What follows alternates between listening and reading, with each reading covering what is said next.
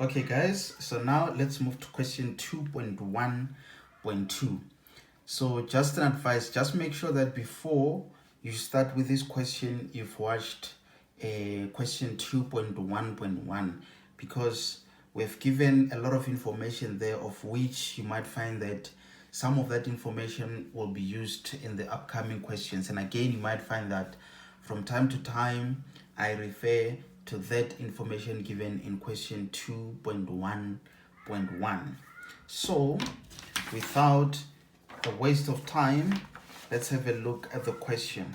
So the question says, draw a labeled free body diagram for block P. So this is one of those questions, guys, where you have to make sure that you score maximum marks. So I'll just quickly show you something. Of course, you can draw that part of the diagram, which is 30 degrees. But what matters the most is for you to show us the free body diagram, of which you start by making a dot which represents block P.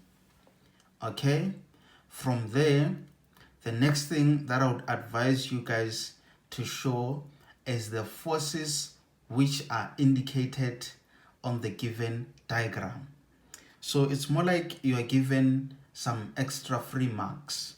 So we know we've got a force which is given. So just make an arrow and remember to write that F, which indicates the force, which is the given force. So you might find that you've already scored a free given mark. And again, guys, we know obviously, because this object, it lies on that surface, which is of course a rough surface. So we've got a normal force acting right upwards or perpendicular to the surface where this object lies. So that means we've got a normal force in that direction.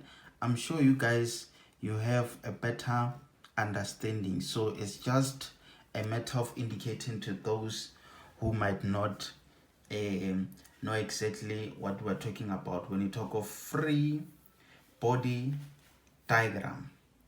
So in short, guys, on a free body diagram, we're only showing the forces acting on an object.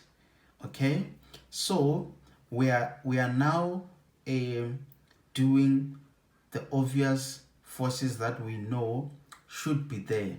So obviously, you know, you've got that given force, which is the force applied when this object is being pulled in that direction. And again, because this object, it's moving on this surface, and most importantly, guys, remember this surface is a rough surface.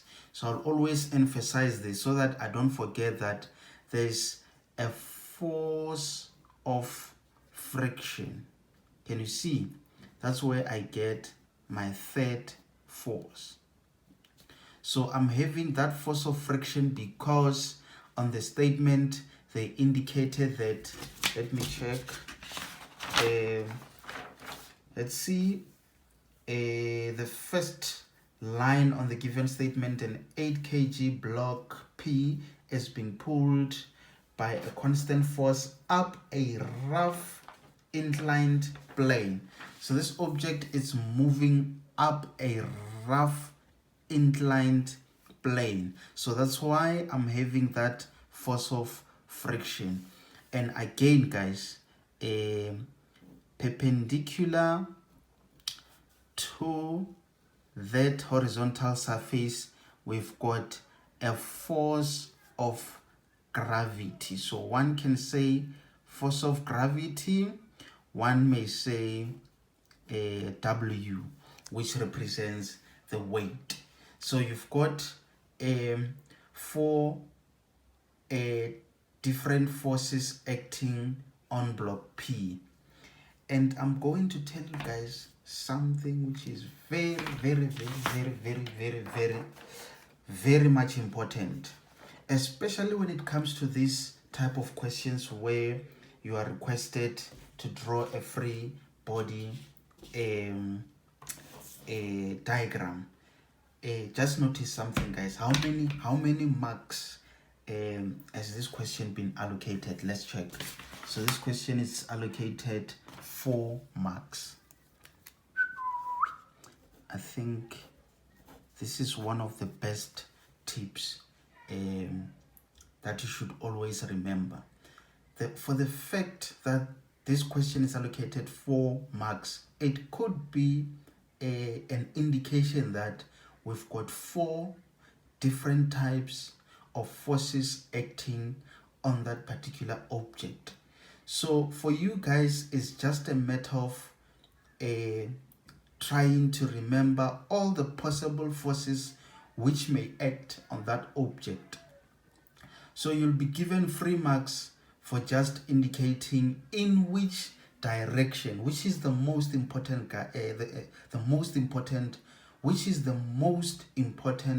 part, in which direction are those forces acting on that particular object. So in this case, we've got that force, it's a given force, and the force of normal will always act right at 90 degrees of the plane or the surface along which the object is moving.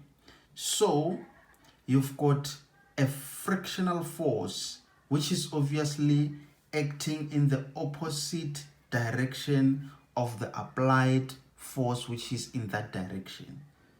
So you already scored 3 marks. You know, guys, at all times, let me say in most cases, you'll always have force of gravity. So that's where you score your 4th mark. So that's why I'm saying you'll always have, let's say, a normal force, provided there's a plane where an object rests or where an object it's moving along. You'll always have force of gravity. In most cases, you always have a gravitational force, which you may indicate as force of gravity or as weight. It's one and the same thing. And again, when it comes to frictional force, guys, when it comes to frictional force and the applied force, you need to refer to the given statement. It could be that an object, this particular object, it could be moving in that direction, of which it's moving as a result of its weight. And in that case, you find that there's no external force being applied to that particular object.